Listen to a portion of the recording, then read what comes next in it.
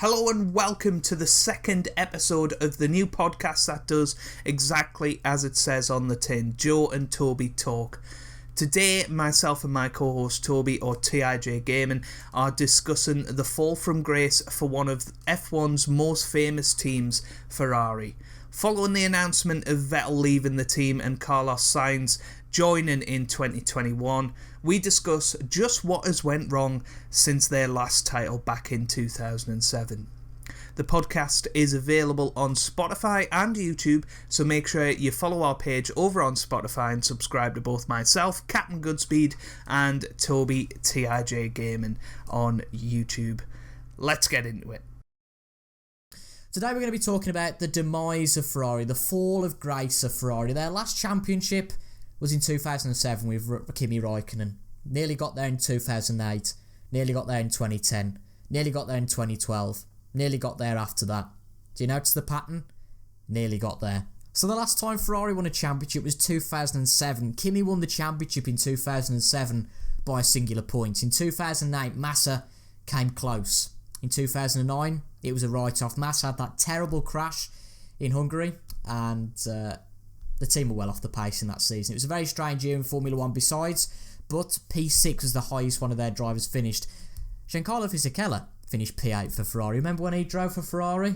No, me neither. 2010, Rikknen out, Alonso in. Alonso very nearly wins the championship, but in 2010, that number one driver came back. We had it in 2006 with Massa and Schumacher. Beforehand, we had it with Barrichello and Schumacher. And the number one driver was back in force, particularly in Germany. Fernando is faster than you, Felipe. So then in 2014, Felipe Massa leaves the team, goes to Williams. Kimi Rikknen joins again. Who would have thought he'd have come back after 2009? Absolutely no one, but Kimi flops.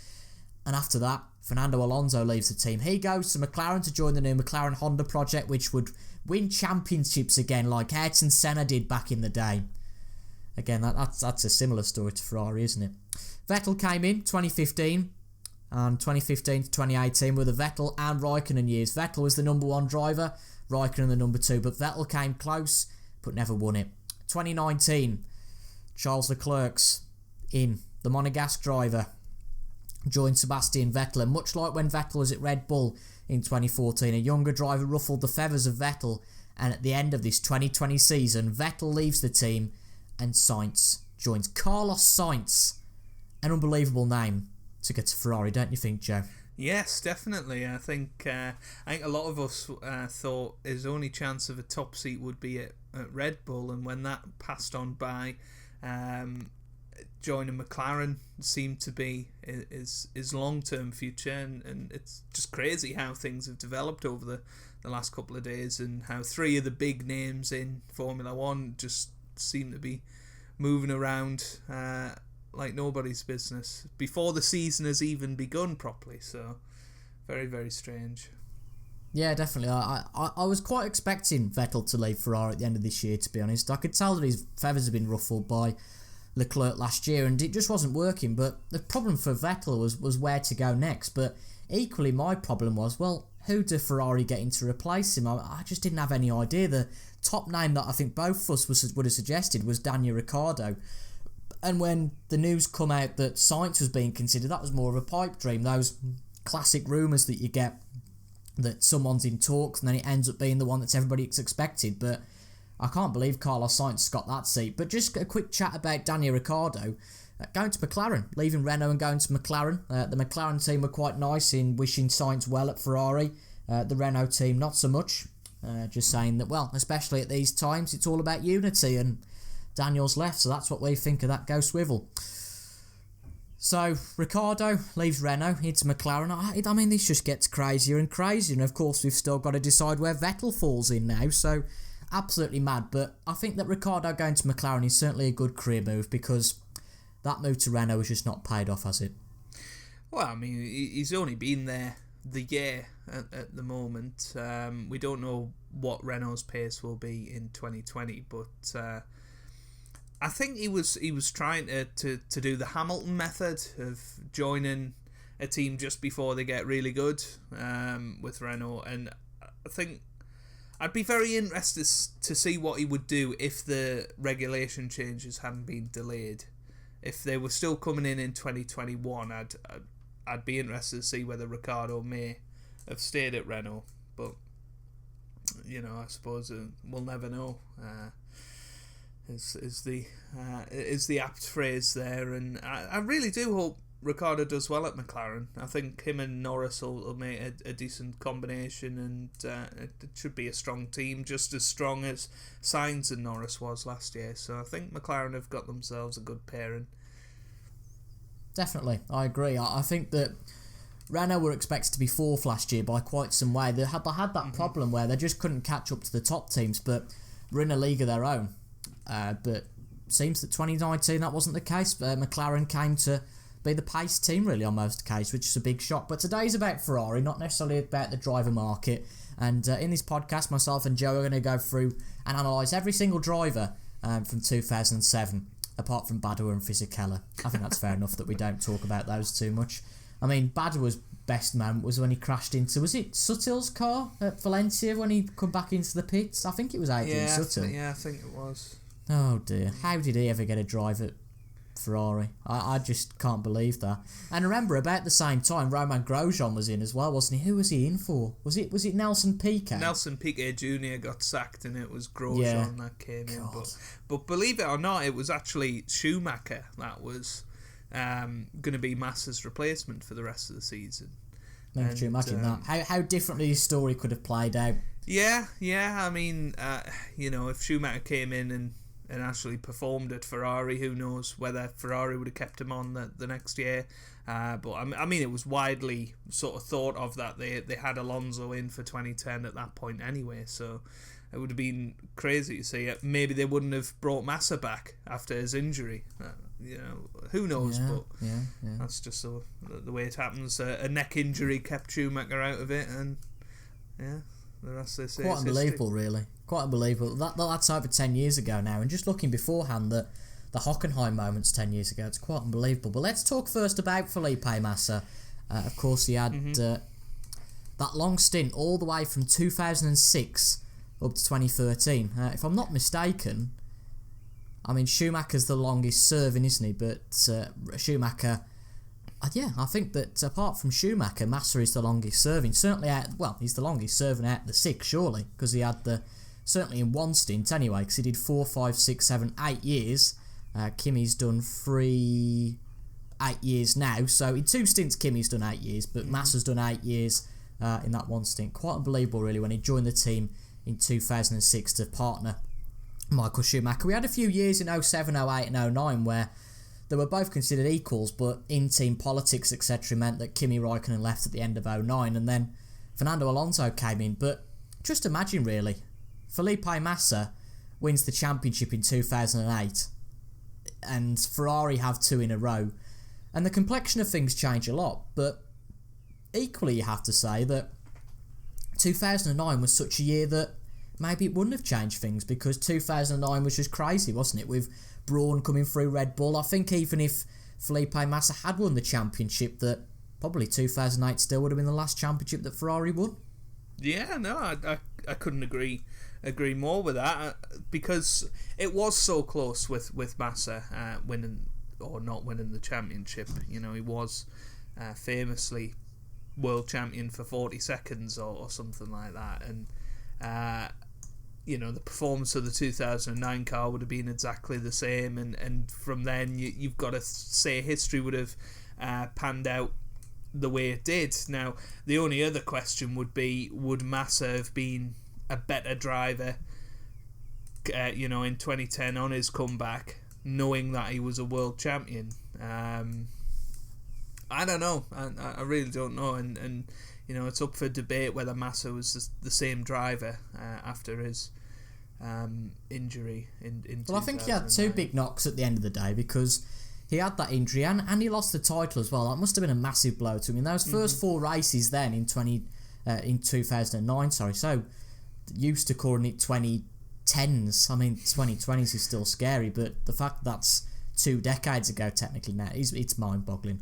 But not to score any points in those first 4 races and only have 1 podium up to Germany, it's just unbelievable, isn't it? Ferraris took such a nosedive in 2009, but then so did McLaren. So I don't think we could really blame Ferrari at this juncture. Yeah, it was a strange one in 2009 because it was the first big regulation change for quite some time, and I know Red Bull had put a lot of thought into that, similar to 2014 with Mercedes, and I know Honda put a lot of thought into that, and then obviously Braun took over Honda, and Ferrari and McLaren were trying to outdevelop each other all the way until the final race of the season in Brazil in 2008, so they had a lot less time to get their heads around KERS and just the whole difference in aerodynamics. I remember it quite well, actually, how they started the season. I think Hamilton might have went out in Q1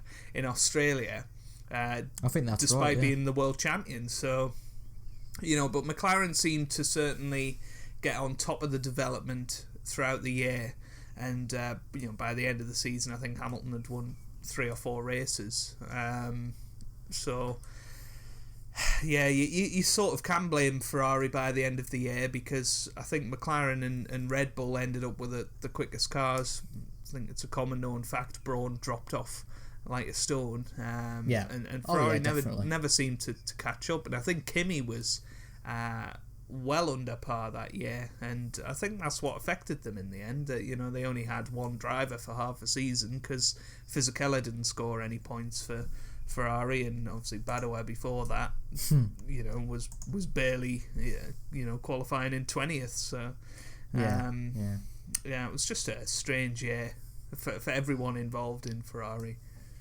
Absolutely. I mean, we wouldn't focus on this year too much if it was just a normal one, but the next year Raikkonen's out, so that pattern from 07 to 09 is finished, and particularly because all of a sudden it's not just a world champion now, but a 2-time world champion in Fernando Alonso, and all of a sudden from the 2010 days it was Alonso's the number one driver, and that was shown particularly by those team orders in Hockenheim, which we've discussed earlier. The fact that Felipe was told that Fernando's faster than you. I mean, the days when Rob Smedley was Massa's race engineer, I mean, it just seems all so nostalgic now.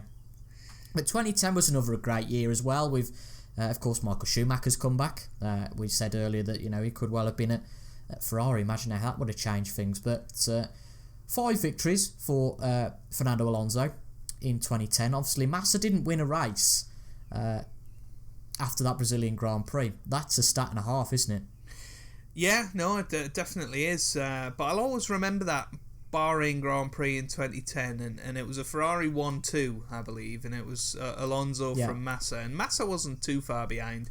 And I actually think for probably the first half of that season, Ferrari were probably looking at it as Alonso and Massa as equals. As far as Ferrari were concerned, Massa had, the last thing he did in a competitive car. This has been the strategy for every year since, hasn't it? Really, to treat them as equals, allegedly at least, and then focus their attention on the main driver in the second half. Yeah. I think that's what happened. Massa, I think, started out 2010 pretty good. He was obviously, it was his comeback from the injury, and for some reason he just seemed to drop off further and further until he left Ferrari. But I think Alonso proved himself as maybe the best pound for pound driver in Formula One during those years, and it would have took a great team leader to not prioritise Alonso in the championship, I think, because he just seems to drag anything up to decent positions apart from McLaren Honda, but we'll talk about that another time. Yeah, definitely. Yeah. So Felipe Massa, the first driver that you could argue that maybe Ferrari ruined. Yeah, I think possibly. We don't know what the impact of the injury was on Massa and how good he was, but certainly when he moved to Williams, he seemed to find himself again. So, I think it's a perfectly valid question. Did Ferrari ruin Massa? And it wasn't necessarily Ferrari. More one race, I think. I think Hockenheim 2010 was what ruined Massa, and after that he never seemed the same to me. Well, it must be, mustn't it? Now. It must be a dent in confidence to be told that, look, you've got to move over for your teammate. Remember, of course, back in 2010, team orders weren't allowed. The team were fined £100,000. They kept the win because, well, their name's Ferrari. I don't need to say anymore. But they kept the win. But they were fined £100,000. But those two races, the 2008 Brazilian Grand Prix, I still can't believe that stat that's his last race he won.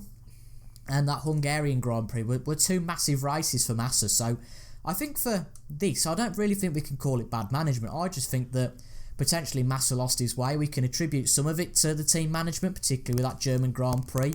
But truthfully, much like other drivers that have gone through a similar thing, I don't think Massa was ever the same driver, was he, after that accident in 2009? No, I don't think he was. He never really had that sharpness, and it's perfectly understandable. He had a horrible accident, head injury, which is the worst type of injury you can get, and he nearly died. let's be blunt about it. He could well have been the first driver death since Ayrton Senna at that point, and he pulled through it. He didn't race again in 2009, and possibly came back too soon in 2010. Maybe that's what did it, but he was never the same after that, and I think that's what we can put down to what changed Massa. But as you say, I think there's a multitude of reasons.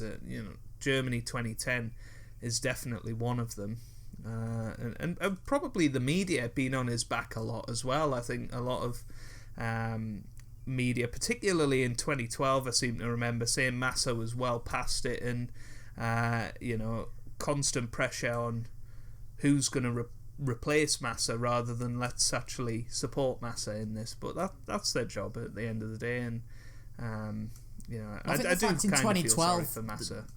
The 2012 debate as well, of course, we had the most champions on the grid in 2012, didn't we? And with that degree of competition, you're bound to feel pressure. I mean, 2009, Jenson Button, Sebastian Vettel, I mean, any of those four drivers who finished in the top four, the two Brauns and two Red Bulls, hadn't really made a name for themselves, certainly in a big team. But by 2012, we'd got a multitude of champions and equally a multitude of drivers also that had made names for themselves. And Pastor Maldonado won a race in that season, and Sergio Perez nearly won a race that year. But the best that Felipe Massa could do is a second place in Japan, and that was it. And he got one other podium all season. So that just shows how Massa got on that year. Whereas Fernando had 3 wins, he had 5 second places, and also plenty of third places as well. So very consistent. Of course, Fernando nearly took that 2012 championship, and that's where we're going to go to next. Our second of the 4 main drivers to be mentioned today, Fernando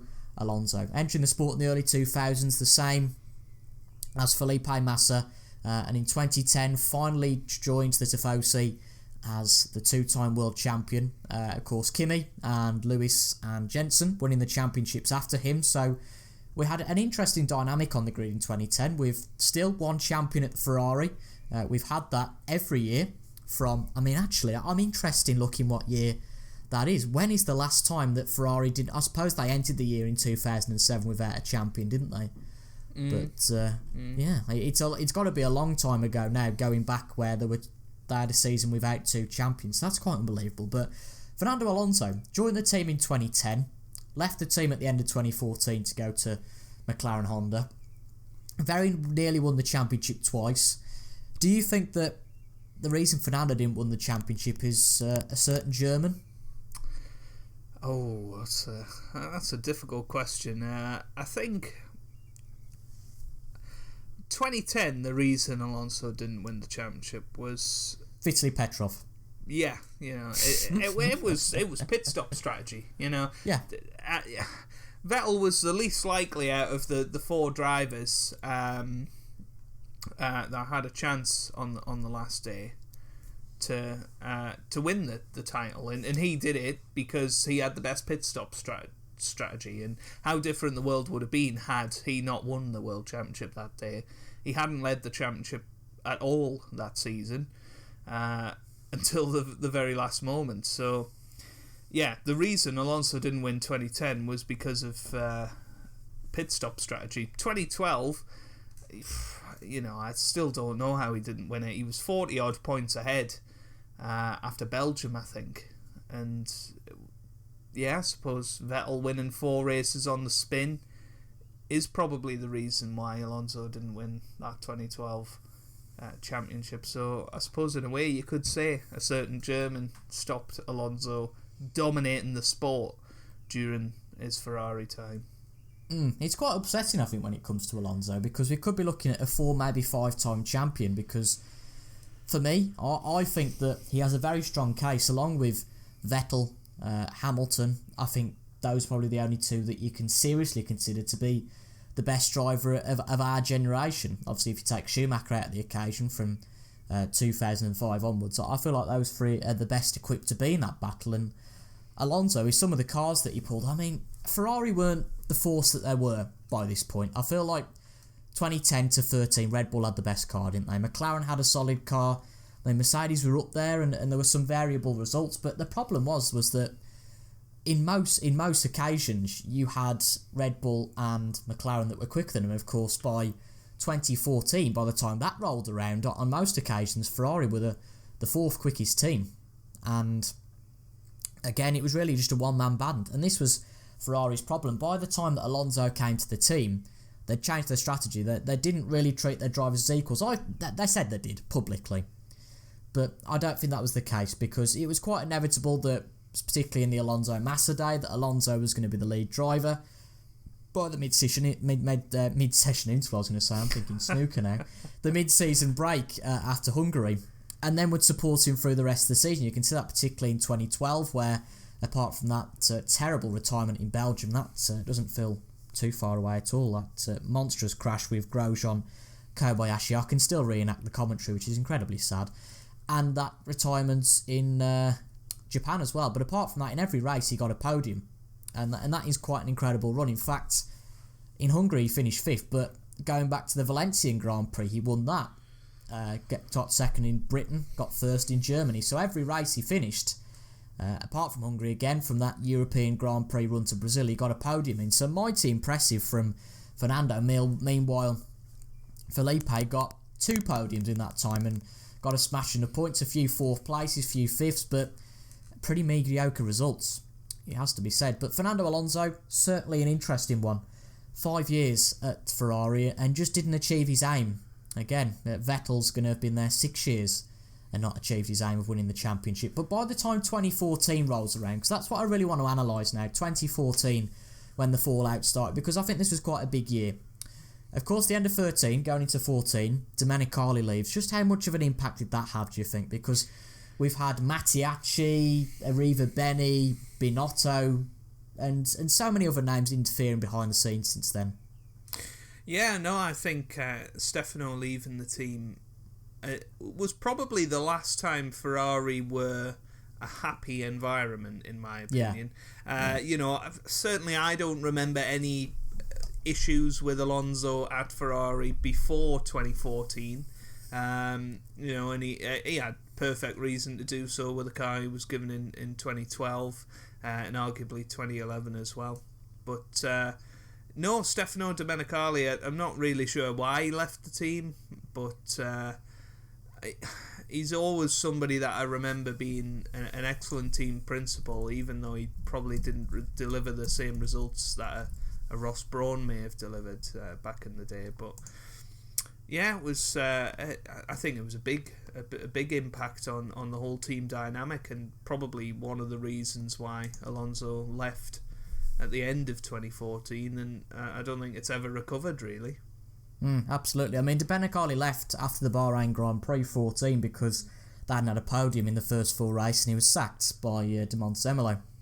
Mattiacci comes in, and well, from then that's been a bit of a disaster. That's a real poignant moment in the history of Ferrari, I think, because, as you say, after he left, it just wasn't a happy environment. Things kept changing, and I think behind the scenes there were too many people meddling in the boardroom behind the scenes ultimately, and I think Fernando saw a better opportunity with McLaren Honda. It was never going to work with Ferrari, and Mercedes didn't want him and Red Bull didn't want him really, and Fernando had dug himself a hole, especially with those top teams, by little different things he'd said. Of course, that'd get even worse during the McLaren years. But Fernando Alonso, again, another one that could have been a champion. But I think actually here, I think potentially he was only denied maybe one championship because of the team. I just think in 2012, he was just so unlucky. I mean, I think everybody in the world, after Vettel spun in Brazil, Fernando's won it. Fernando's a 3-time champion. And I just cannot believe Vettel come back to win that. So he was just really unlucky. Again, really unlucky that he retired in Belgium. Not his fault at all. Can't remember what happened in Japan, admittedly. But I certainly remember that Belgium one. I think it was an incident with Webber or Grosjean. Might have been Grosjean at the start of the race. I know Grosjean hit Webber at the start, but I can't remember Alonso being involved in that. I feel like Alonso was caught up in that. He could have been. Let's check the Wikipedia page, because Wikipedia is also always the great grain of these. Yes, he was involved in a collision on lap 1, but looks like it might have been with Nico Rosberg. So interesting. God, do you remember that? Schumacher crashed into Jean-Eric Vergne, Singapore, the race before. Yeah. Just fell to sleep at the sleep and. Schumacher had a few of those in the final. Yeah. I'm just trying to. I think it was Rosberg and Senna hit each other, and then Alonso was involved in the Rosberg-Senna incident. But I genuinely think that 2012 was just such an unlucky year for Fernando Alonso. So I think that these first two drivers weren't so affected by Ferrari. I just think that Alonso was incredibly unlucky. I think that he drove his heart out, and maybe decisions behind closed doors didn't help him. But I feel like Alonso is a bit of a mystery, rather than something that can be explained how he didn't win a championship in his 5 years, don't you think? I think had Alonso given it one more year at Ferrari, I think Alonso would still be there now. I don't know. Interesting. I think 2014 came around. He's seen that Mercedes had developed the best engine. All of the Mercedes-powered teams were better than Ferrari that year, arguably. I know Force India probably not, but they certainly got a few podiums early on, as did McLaren. So I think he looked at that and thought, well, I'm never going to win the World Championship. And he finished P6 that year. But then we seen the very next year Vettel won 3 races. So we'll talk about that in a bit. But I think Alonso would have won the same, if not more, races than Vettel did that year. And I think he'd have still been there today had he not left. Weirdly. That's really interesting. I've never thought of it like that, but that would be fascinating. So that's Fernando Alonso, the first two drivers covered. Now we come up to everybody's favourite, or second, or potentially third, or potentially fourth. Keke Rosberg, I suppose. Favourite Finn, Kimi Rikkinen, the Iceman. 2 stints at Ferrari, joined the team in 2007 from McLaren. Montoya and Rikkinen, at McLaren 2006. And Della Rosa and Rikkinen. God, don't forget Della Rosa. Yeah, well, very forgettable.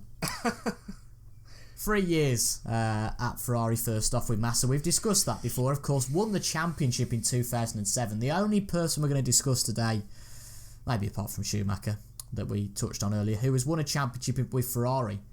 And that is quite unbelievable in 2007. 2008 was off it a little, and in 2009 was particularly. But we've discussed his first stint. His second stint, I think, is where things start to get a lot more interesting, because I think the second stint we saw a different Rikkinen, didn't we? But my question is, did we see a different Rikkinen because of his age or because of the team? Because it was very peculiar. He performed brilliantly. He was arguably the second best driver on the grid in 12 and 13. That Lotus wasn't really a race-winning car, and he won 2 races in Abu Dhabi in Australia and performed really well. His teammate Grosjean as well, they were the dream team, but Rikkinen joined Ferrari and it all of a sudden went very wrong. Now, is that clear then that, well, he did well at Lotus but he did badly at Ferrari? That tells you only one thing.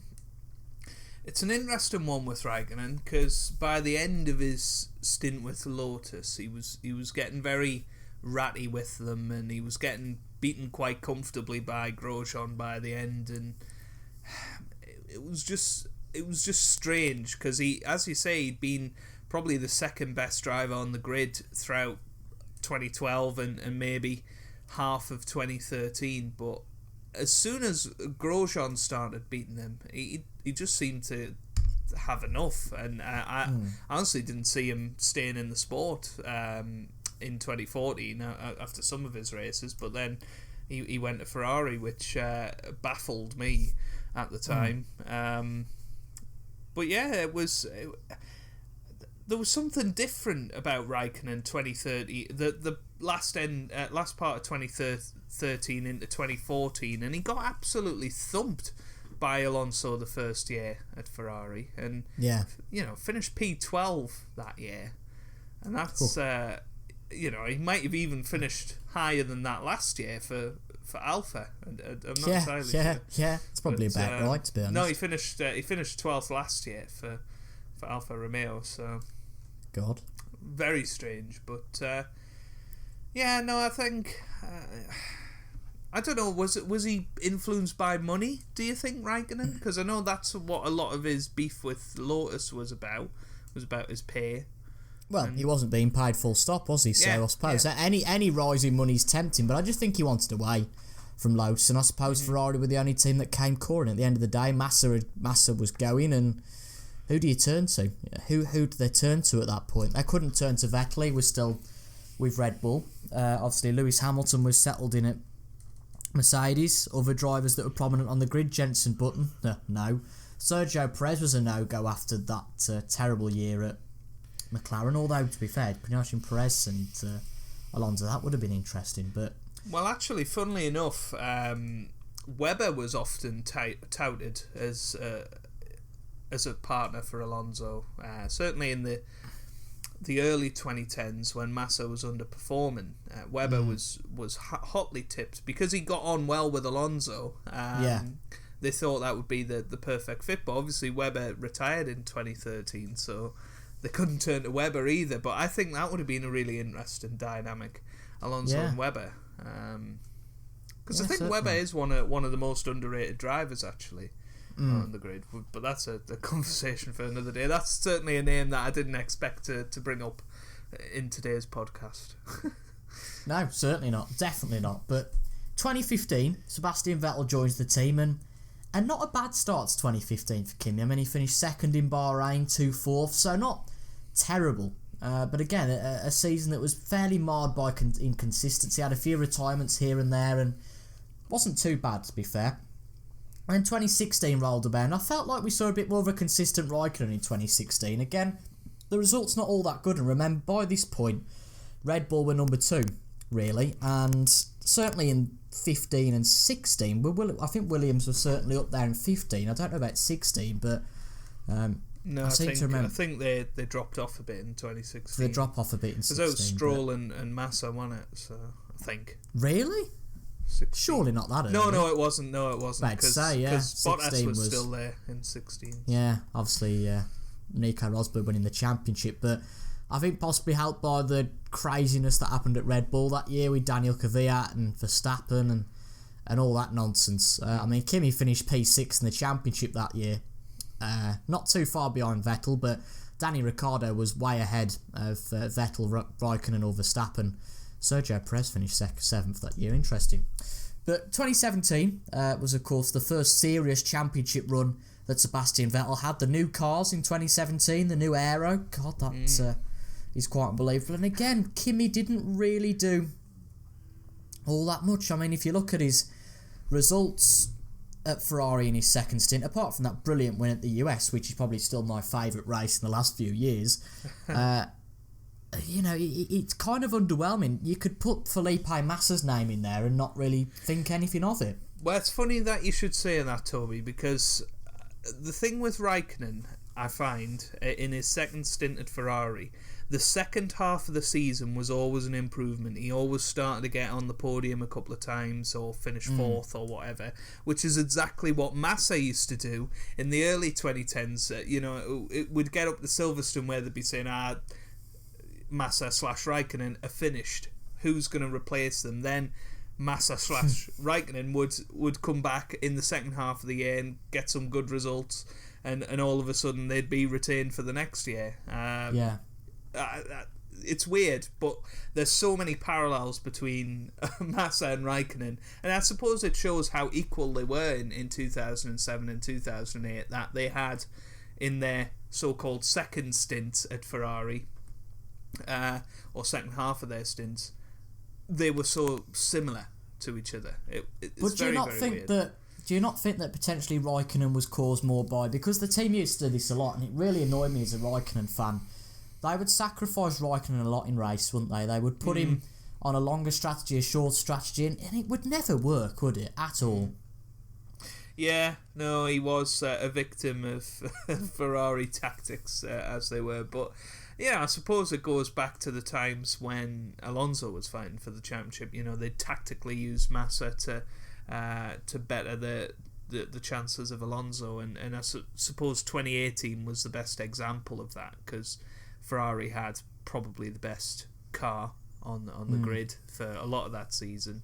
But I seem to remember even like as far back as China and Baku, particularly in 18, Rikkinen was sacrificed straight away. Yeah, and you know, looking at Raikkonen's performances at the start of the season, he got a third in Australia, retired in Bahrain, third in China, second in Baku. You know, he didn't finish.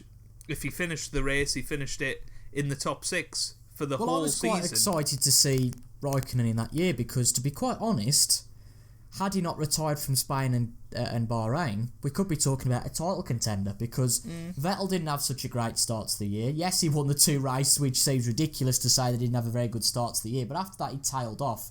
Didn't win again until Canada, and then Britain and then Belgium, and then after that it just went completely to pot. But Germany was the big turning point with Vettel, but Vettel we're going to talk about next. But yeah, I think that 2018 was probably Raikkonen's strongest year, which is why it's so bizarre that Rikkinen was let go at the end of 2018. Yeah, I suppose it was his strongest year, but he was, you know, 4 points off finishing in 5th, which, you know, if we look at it on paper, was about his performance in the previous 3 years for Ferrari. So, you know, I think they were probably looking at Rikkinen as not somebody that can challenge for the title anymore. Just because of that consistency. I think, although 2018 was a very consistent year, he was consistently slower than Vettel, I think was the overall problem with their sort of teammate years. And but you could argue the same. You could argue the same with Valtteri Bottas, but Mercedes aren't like that. You know, Mercedes, yes, they're the quickest car, sure, but it's not made so obvious, I don't think, that Bottas is. Yeah, I think Bottas is helped a lot by Hamilton, because Hamilton scores so many points, Mercedes tend to dominate the Constructors' Championship. And I'm not saying Bottas, you know, doesn't contribute to that, but, you know, if we look at the points difference between a Hamilton and a Bottas, and then a Vettel and a Rikkinen, for instance, you know, Ferrari are losing out to. Is a big part of Kimi being kept on because of the relationship between the two of them. Yeah, I suppose so, and I think Vettel knew he could beat Rikkinen, or thought he could beat Rikkinen, and I think Vettel was quite happy with Kimi as a teammate. I remember a few times when they asked about maybe the possibility of Ricciardo joining him, and Vettel would always say he'd prefer Kimi.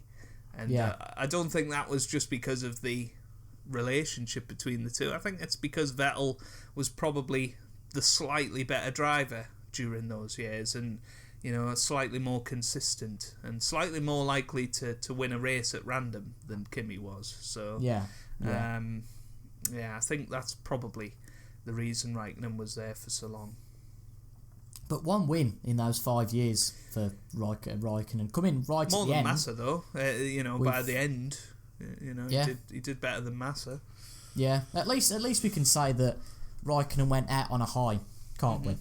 Rather than with Massa, where it just dwindled, and then he just left, and then went to Williams. So what's your final judgment of Rikkinen? Was it the team?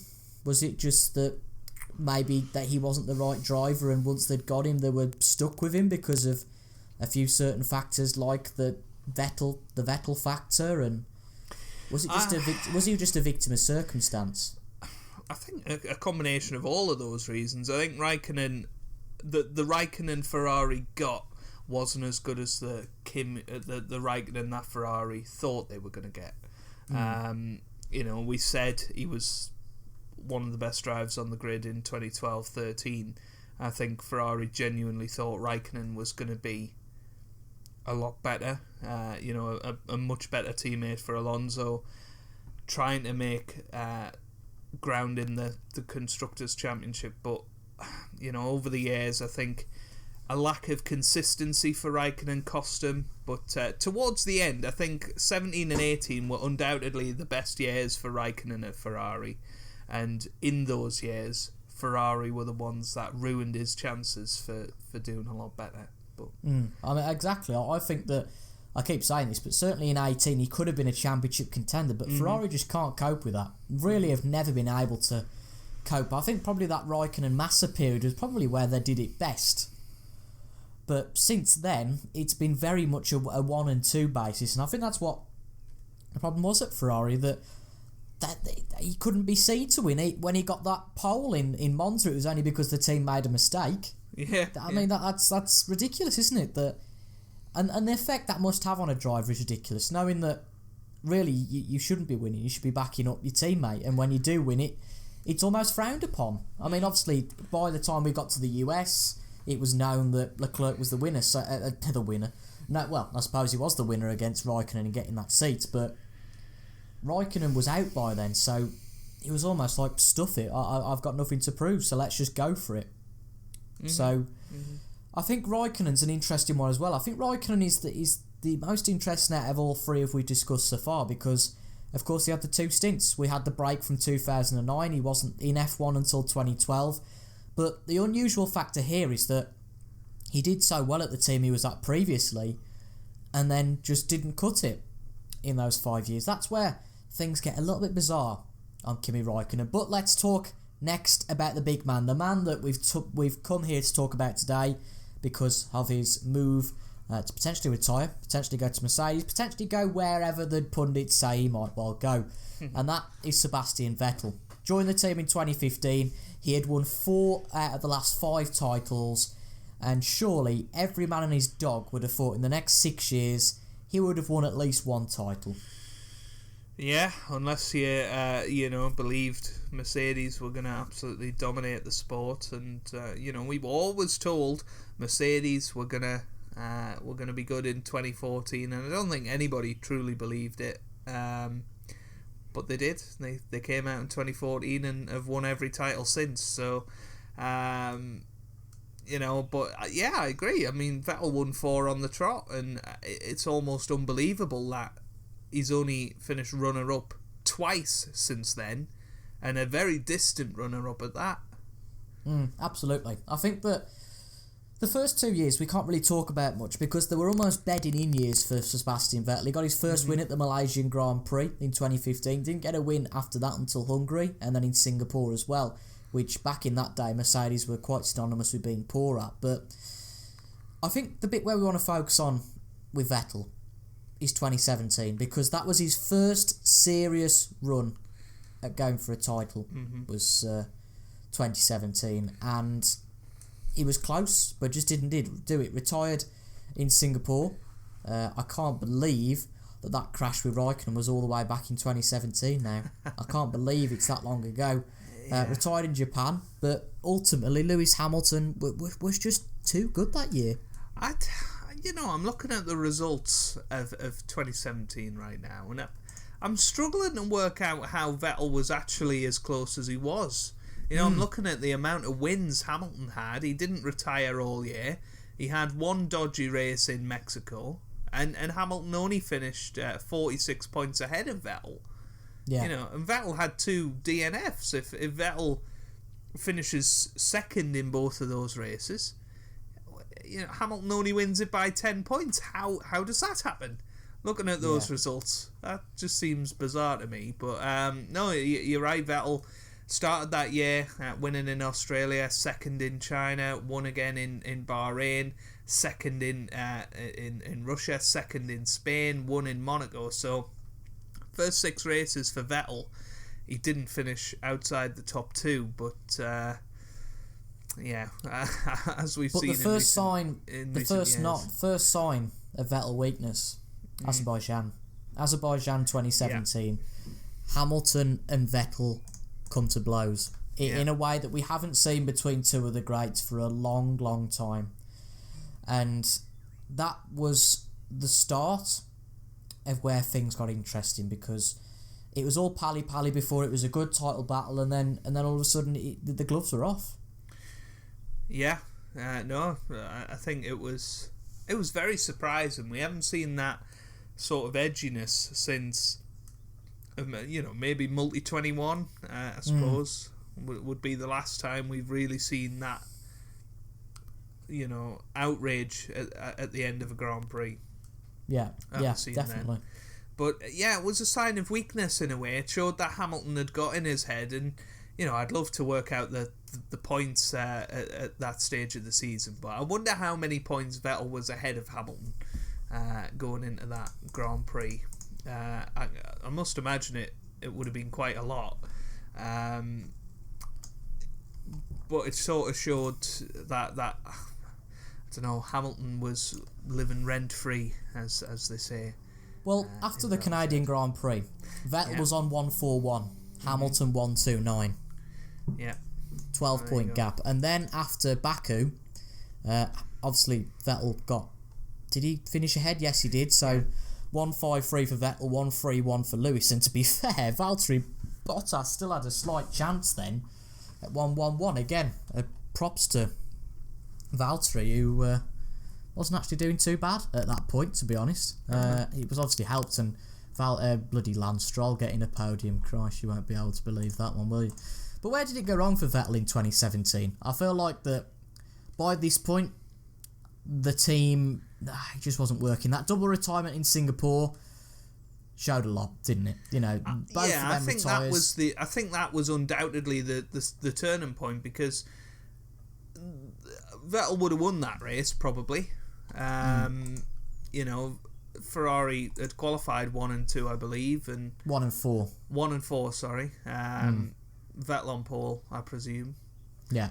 Vettel would have more than likely went on to win that Grand Prix, and potentially we'd have been sitting here saying he won the championship. But Hamilton went on to that streak of 5, even 6 in 8 races he won, and finished second in another one. So I think that was the turning point of that year, and probably the turning point of Vettel's Ferrari career, because up until that point, as we say, 2015 and 2016 he was bedding in, he was getting better and better in that Ferrari car was getting better with him.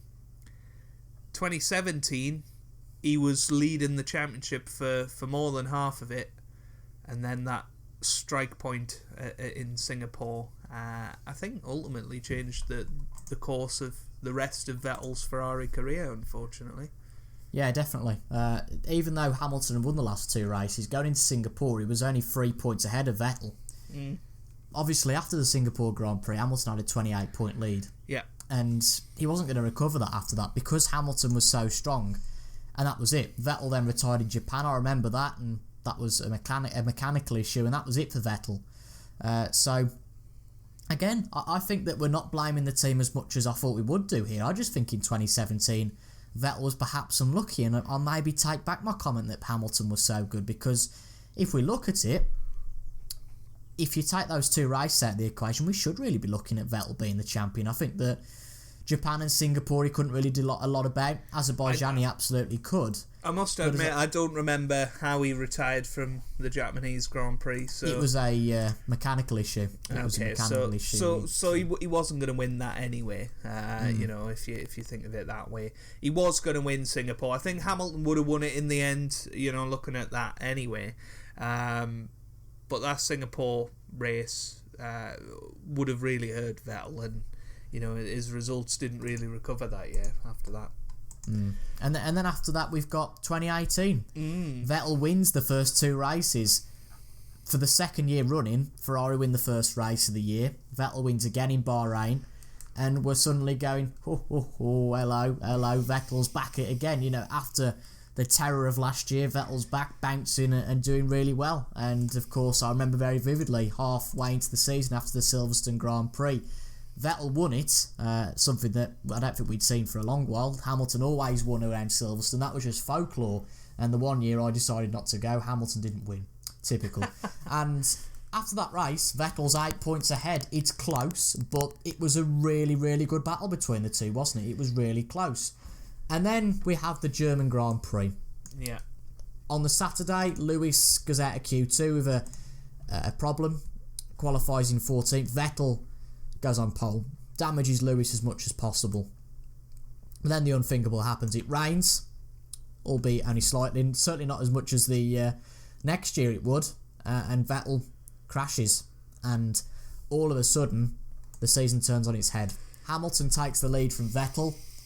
And Vettel never regains that lead back. Yeah. I mean, it's ingrained in my memory, seeing Vettel, just the frustration when he crashed the car. And, for Hamilton to qualify 14th, you said he was already 8 points behind. If Vettel goes on and wins that, Hamilton probably would have gone to the podium anyway. But, it's still another 10 points that Vettel would have pulled out on Hamilton there. And it was a big turning point because an 8-point lead turned into a 17-point deficit all of a sudden. And just like last year with Singapore, Hamilton was only the odd point ahead of Vettel. And Hamilton gets that victory, and all of a sudden he's 31 points ahead in the championship. And it's just crazy, Vettel has to win another two or three Grand Prix to overturn a 17-point deficit to Hamilton now. So it just puts the pressure bang on Vettel, and he just wasn't able to cope with it for the second half of the season.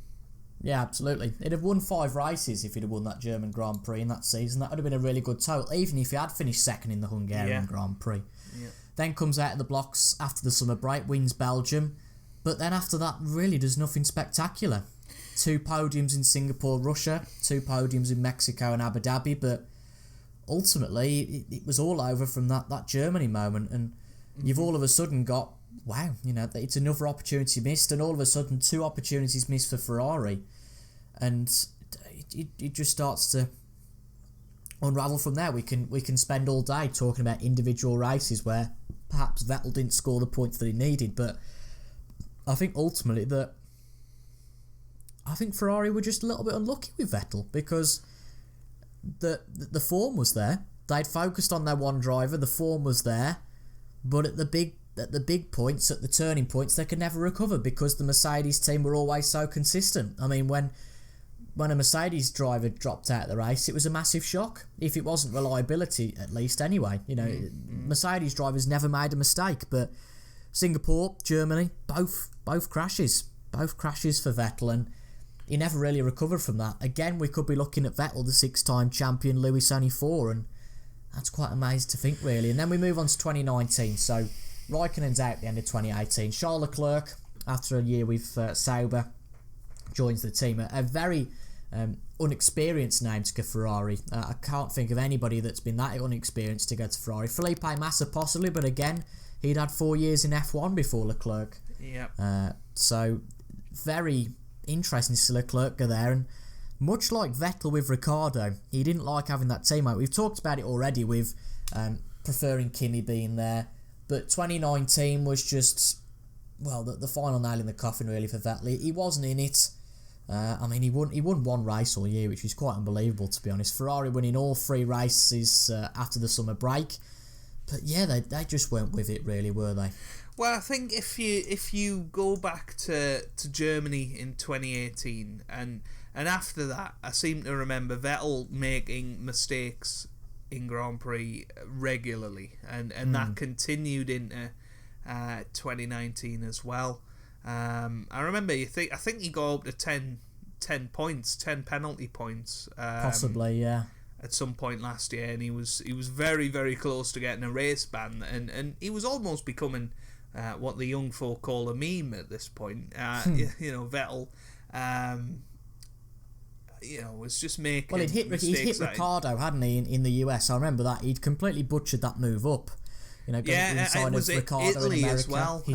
He spun round in Italy. With that was Hamilton, the year after, to be fair. What's that really 18? Yeah, I think it was. Oh God, yeah, it must have been. You're right, because of course, it was on pole, wasn't he? Kimi, again, another turning point. Kimi Räikkönen got pole for that 2018 race where it should have been Vettel. Vettel gets involved with Lewis and spins round, and just like you say,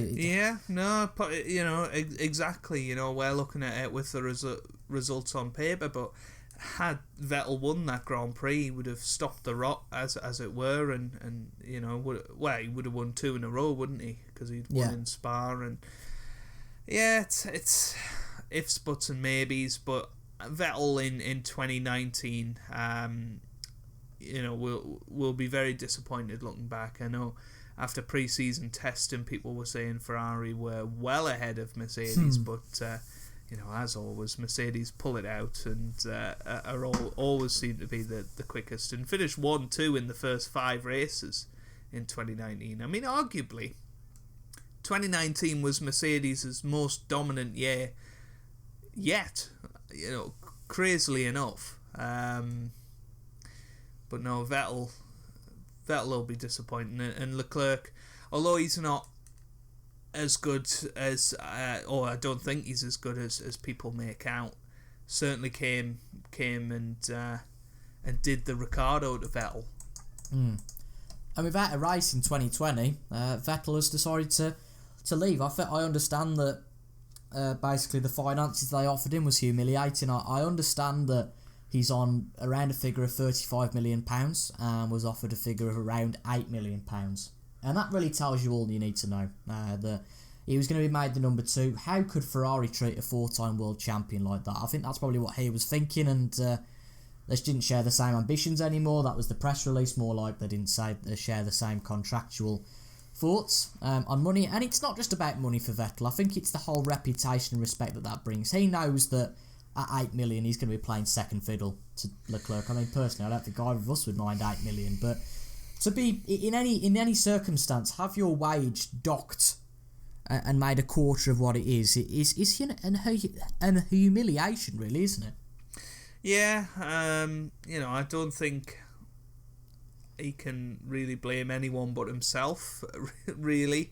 I think we'd said it multiple times on our old podcast that Vettel had almost lost his touch, I think, and it was all after that moment in Germany.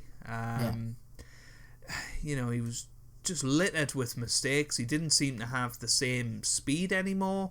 It was very weird. It's as if a switch had been turned, and then this young, passionate, hungry driver comes into the team, and I think Vettel was maybe just a bit too comfortable having Rikknen as a teammate and knowing that he did just have that extra 1% over Rikknen for most of their time together.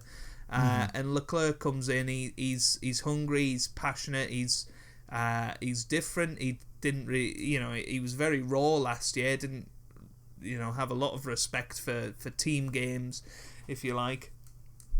So I think Vettel was almost caught off guard last year.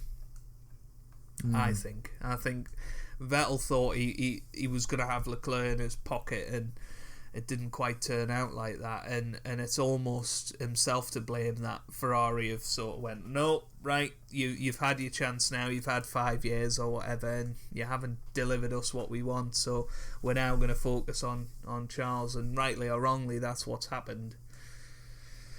And a pattern, isn't it? I never thought it would happen with Vettel. It happened with Massa, with Kimi, and Alonso obviously up sticks of his own accord, but I never imagined it would happen to Vettel. And now in 2021 we have a lineup of Leclerc and Sainz. We've been through all of those 4 drivers. How much do you blame Ferrari in this instance? Because I think that going through this has certainly shown me that maybe it's not the team necessarily that's caused the problem. I think that particularly in the case of Fernando Alonso, the team, he was incredibly unlucky.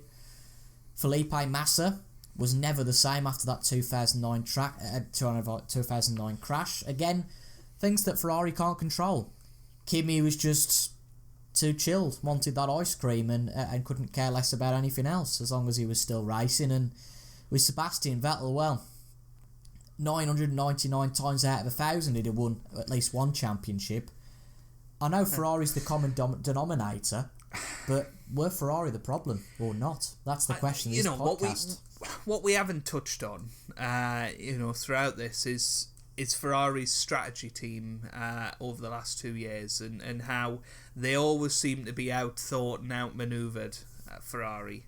Certainly the last 2 years, Mercedes seem to, and Red Bull, to be fair, both of those teams seem to be one step ahead of the game.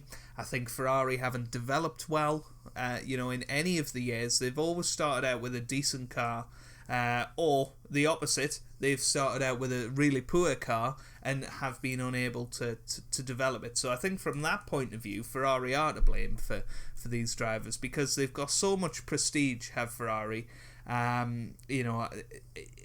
It's like the Man United effect, if you like. Ferrari were this dominant team of yesteryear, and they've still got this reputation, and everyone wants to drive for them and to work for them. But actually, they haven't been successful since 2008. They haven't had the fastest car since 2007, arguably. So I think Ferrari are, half of the blame at the very least. But I think they've almost been guilty of giving their drivers too comfortable a time. First with Alonso, and then with Vettel. And I think Alonso got a little bit big for his boots by the end of it, and thought he was this great driver, and couldn't see himself finishing sixth in a championship for Ferrari, although he would never ever finish. He might have finished in the top 10 once again in his career, and Vettel, couldn't bear to be upstarted again like he was at Red Bull. So yeah, I think Ferrari do have some portion of the blame. It's a fair point. It certainly is a fair point. I mean, in some parts they've had the best car, but as you say, they've never had the full package. I feel like that's been shown a lot in the last few years with Mercedes being so dominant. Beforehand they were kind of in it, and other teams went up and down, but with Mercedes being so dominant, it's been shown all the more. But I think for Ferrari to really change, there's got to be a change of philosophy, which I think there is with this new driver lineup, and I think they've got to change the philosophy now. That the Ferrari's always been seen as that team that, well, they've been in it for the longest. The name of Ferrari, they've got to be at the top. I think Ferrari have just got to accept, a little bit like McLaren have now, that they're not top dog, and have got to almost rip up the rule book in terms of their team, try and take out of some of the politics and start from the beginning, because that's exactly what McLaren have done, and it's worked. Yeah. And Ferrari are just going to keep going this way. I mean, I'm excited about Sainz and Leclerc, and can't see that going wrong really, but could anyone see Vettel and Rikknen going wrong? And Rikknen and Alonso, two monstrous driver lineups, but never really materialised anything. So what do you see the next few years looking like for Ferrari? I think it's going to be exciting. I think first and foremost they've got to get the car right. As we've said, they haven't had the fastest car for many years now, and it's almost like the early 90s with Ferrari, where I think people expected stuff of them because of the name, and then it wasn't really until the late 90s that they started turning that around, and I think they did have that reset when they signed Schumacher. I think they had that long-term project in mind. I think they've currently had the philosophy of instant win, with Vettel and Alonso. But now I think with Sainz and Leclerc, they've got that long-term vision. I think it's going to be really exciting to see, because I think people underestimate Sainz, because Sainz, for what it's worth, is equal to Verstappen, over their years racing together at Toro Rosso. There wasn't anything between them, really. So No. I think that'll be really exciting. And I think Sainz has got a bit of an edge to him as well that people don't necessarily know about. I think Sainz will not just, bend over backwards for Leclerc. I think Sainz will try and race for himself, and I think we're really in store for maybe a Hamilton-Rosberg V2, really. I think we are. I think we are, and I think the exciting bit as well is that Carlos Sainz gets on very well with Fernando Alonso. He'll be drawing for Alonso's experience and probably asking him for a lot of advice, particularly now going to Ferrari and how to handle that, because driving for McLaren's one pressure, but going to Ferrari, I mean, it's still quite unbelievable that a driver of Carlos Sainz has gone to Toro Rosso, then to Renault, then to McLaren, and then has gone to Ferrari. It's really a shame he didn't go back to Renault and then Ferrari to do the almost a Fernando Alonso career move, but quite unbelievable, really. But as I said, it's one thing driving for McLaren, then to come to Ferrari, the pressure of Leclerc being there as well. These are exciting times for Ferrari. But we've looked at the last 13 years, from 2007 to 2020. Amazingly, since 2007, there's not been a championship for Ferrari. Maybe there might be in the next decade, but I'm sure that we'll be bringing you plenty of shows in the next decade about Formula 1 and all in the world of sports and game. But you've been listening to Joe and Toby tonight on a discussion of Ferrari's fall from grace, and I hope you have enjoyed. If you have enjoyed, make sure to go and follow the podcast on the Spotify page, where you will receive all notifications as where the podcasts come out on that platform. We're also looking to get the podcast on other platforms as well, other podcasting platforms such as Apple Podcasts. But for the moment, you're going to have to deal with it being on YouTube and on Spotify. But Spotify is the best place to find us. That is where the podcasts go up first and foremost, and then the podcasts are also released on our YouTube channels, Captain Goodspeed and TIJ Gaming. You can get involved with us on those YouTube videos. There'll usually be a premiere of these podcasts as well, over on Captain Goodspeed's channel, where you can get involved live in the chat and of course suggest your ideas down in the comments. But this podcast is all about you guys enjoying it, and your feedback is well appreciated. We're 2 episodes into the new podcast, and I have really enjoyed this episode and the last episode, and expect many podcasts in the near future. So any final words, Joe? No, I think just we're all looking forward to F1 being back whenever it does, and I think we are in for a really exciting time over the next few years with all this development.